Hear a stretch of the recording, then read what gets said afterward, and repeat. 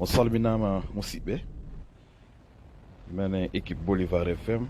radio wonɗo Mamoun no ettade sifanagol ɗon ɗo ɗe golle ɗe ɓe portoɓe waɗi golleɓe ka NASA feriɓe o fusée ɗo ɗe wirowo fi naɓugol robot persévérance waña auto e ndi leydi wiyetendi Mars. Haray noon ko ñande nogay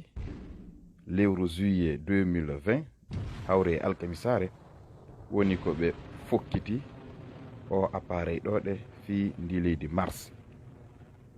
ɗum noon haray kun appareil ɗo ko yaayi hanko feƴƴa lewru ndu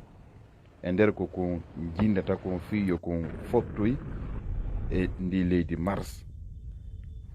Haray o appareil ɗo o yahay kilo million temeɗɗe 450. Haray ko lebbi jeɗɗi ɓe waɗi fii yo kon waw doggude kon hewta kon hawrodira e ndi leydi Mars wondi kadi yiilade taaro nangue.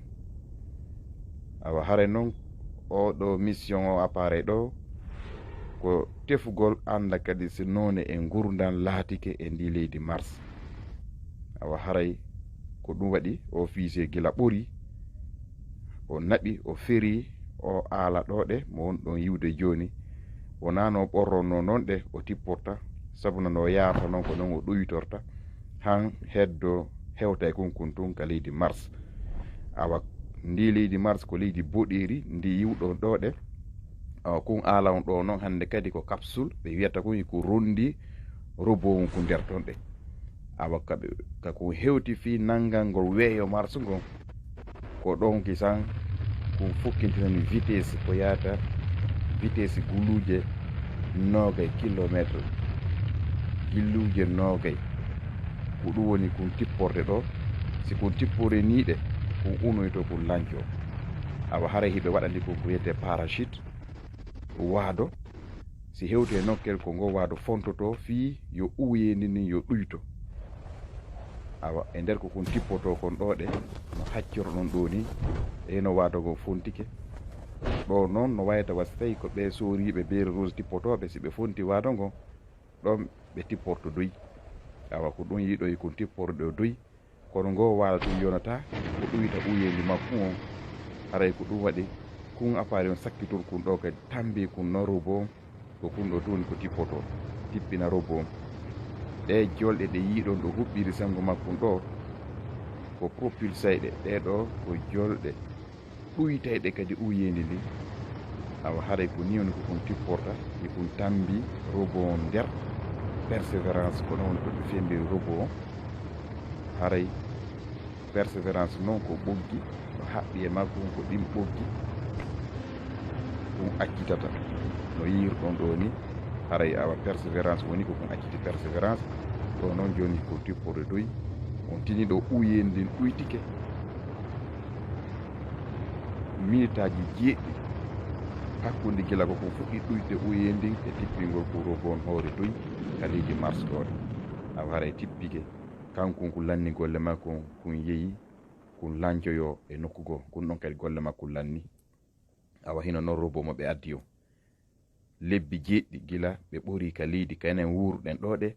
fi yawgol e ndi leydi Mars ɗo kon tippike kon wonay ɗo minitaji seeɗaji ado kon huɓɓude kon fuɗɗo golle makko on. Kun noon appareil on ɗo e kon wondi e hélicoptère um tokosum kun ɗon kadi ko France woni ko tafi kum wattide kippuɓe moƴƴinɓe ko robot on ɗo fi golle ɗen no marsira. hiko wonde e caméra ko filmata hoore ndi leydi Mars hoore ndi leydi boɗeri ɗo ɗe. Hara non nokkure kaɓe suɓi ɗon ko kon tippo ko nokkure kaɓe tañƴinno ɓe yini ndiyam wonino ɗo waɗi joni duuɓi milliard 3 nokkure nden yoori awa koye batte weendu yorndu woni ko ɓe tippini kon ala on ɗo ɗe. On tini ɗo ɗe hikon filmay kon yaltinay ko kon holluden ɗo pelle ko woni kon e ndi leydi Mars leydi boɗeri kaaƴe no e mayri kono leɗɗe ala e muɗum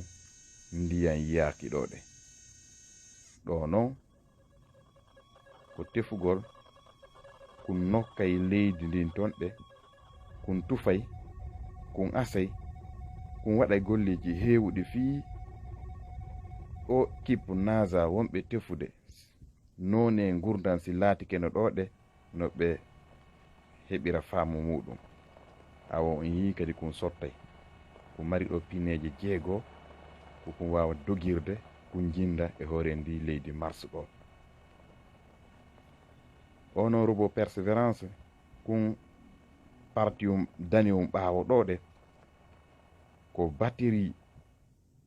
marɗum courant ko tiiɗi sabuna hoore ndi leydi Mars si woni niɗɗi ton ɗe jangol tiiɗugol no waɗa ɗon tippoto gila ley moyen 100 degré ɗum wawa wadde ɗo ɗe. awa haray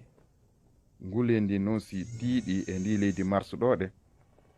feƴƴata degré 20 ɗum no wayta wasi tawi no wetude ka men laggine ɗo ɗe ɓuuɓe ndin ka men laggine ɗo ɗe subaka o bimbi on 20 degré ko ɗon hattata wulata ko feƴƴiti ɗon ɗe e ndi leydi Mars. awano tinirɗon ɗi kun immoto kun jinda e hoore leydi Mars ndi kun ɗaɓɓitay kun dogay dow ton kun enregistray piiji kamɓe kippu naɓɓe kun hiɓe heɗi hiɓe suti ko woni wadde kon dow ton. ndi leydi Mars ɗo noon hindi woɗɗiti nange ngen hakkunde leydi men ndin ɗo e nange ngen ko kilo million 150. amma noon awa hakkunde nange ngen e ndi leydi Mars ɗo ko kilo million 250 e ko fawi.